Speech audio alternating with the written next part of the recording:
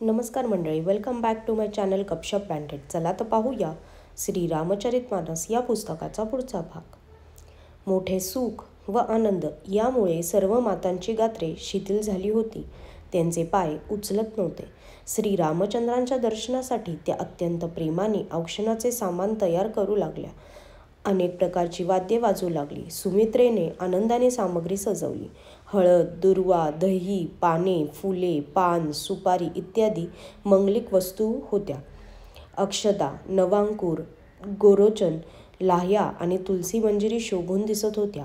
नाना रंगांनी चित्रित केलेले सहज सुंदर सुवर्ण कलश असे वाटत होते जणू कामदेवाच्या पक्षांनी आपली घरटी बनविली असावीत. शकुनाच्या सुगंधित वस्तूंचे वर्णन करणे कठीण होते. सर्व राण्या संपूर्ण मंगल साजांनी सजल्या होत्या. अनेक प्रकारच्या आरत्या बनवून आनंदाने त्या सुंदर मंगलगीते गात होत्या. सोन्याच्या तपकांमध्ये मांगलिक वस्तू भरून व आपल्या कमलासारख्या कोमल हातांमध्ये धरून माता आनंदाने औक्षण करण्यास निघाल्या. त्यांच्या गात्रांवर रोमांच आले होते. धुपाच्या धुराने आकाश असे काळे झाले होते की जणू श्रावणातले मेघ दाटून आले होते. देवगण कल्पवृक्षाच्या फुलांच्या माळांचा वर्षाव करीत होते. जणू बगळ्यांचे थवे मनाला आकर्षित करून घेत होते असे वाटत होते. सुंदर रत्नांनी बनविलेले तोरणे अशी वाटत होती जणू इंद्रधनुष्य सजविली असावीत. गच्च्यांवर सुंदर आणि चपळ स्त्रिया येत जात होत्या. जणू त्या विजा चमकल्याप्रमाणे वाटत होत्या. नगाऱ्यांचा आवाज जणू मेघांची घनघोर गर्जना वाटत होती. याचकगण चातक, मंडूक व मोराप्रमाणे वाटत होते.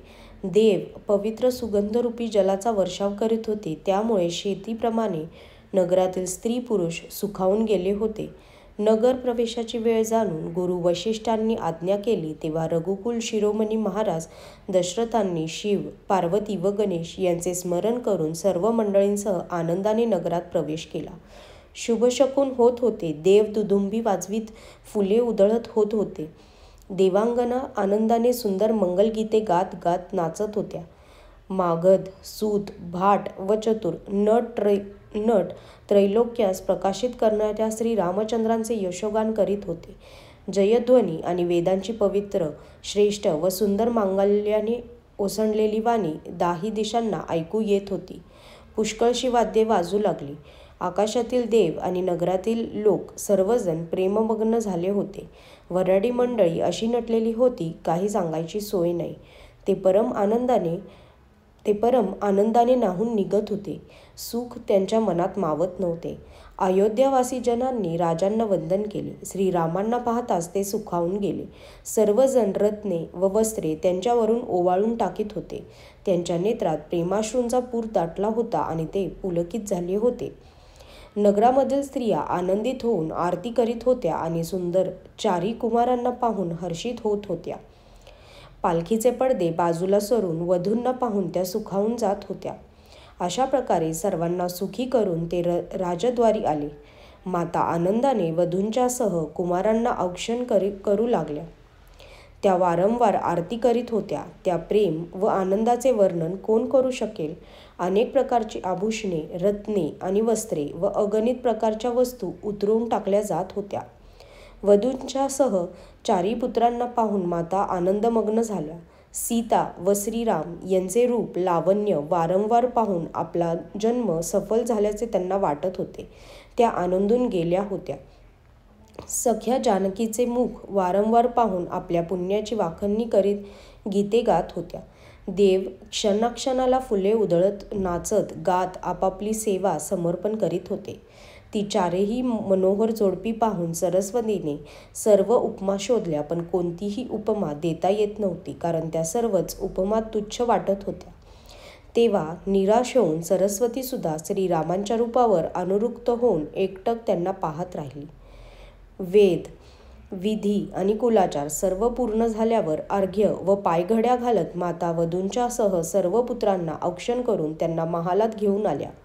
जणू कामदेवाने स्वतःच्या हाताने बनविलेले सुंदर 4 सिंहासने होती.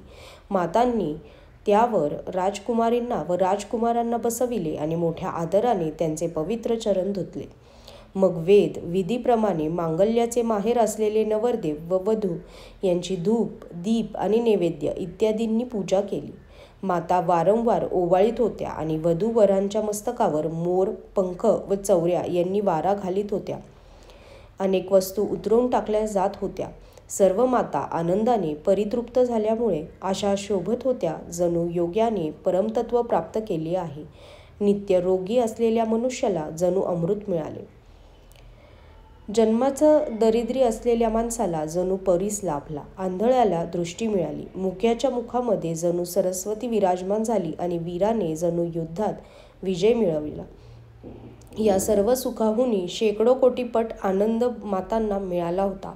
कारण रघुकुलाचे चंद्रमा श्री रघुनाथ विवाह करून भावांसह घरी परतले होते. माता लौकिक रीती करीत होत्या आणि वधूवर लाजत होते. हा महान आनंद व विनोद पाहून श्री रामचंद्र मनातल्या मनात हसत होते. आजच्यासाठी धन्यवाद.